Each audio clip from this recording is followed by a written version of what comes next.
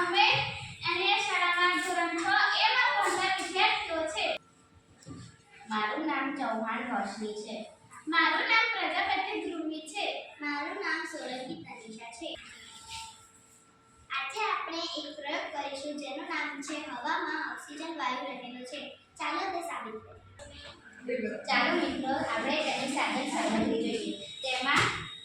તેમાં બે સરખા કદની મીણબત્તી, એક કાચનો ગ્લાસ, એક પાટિયાનું લાકડું અને એક દિવાસળી વપરાશે.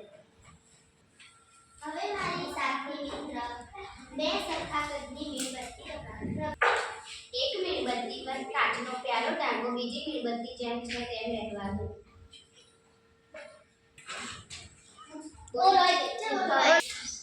હવે ચાલો મિત્રો, આપણું અવલોકન શું કરે છે તે જોઈએ. આ ગ્લાસ પર નાખેલી મીણબત્તી થોડી વારમાં ઓલવાઈ જશે અને બીજી મીણબત્તી જેમ હતી તેમ રહેશે.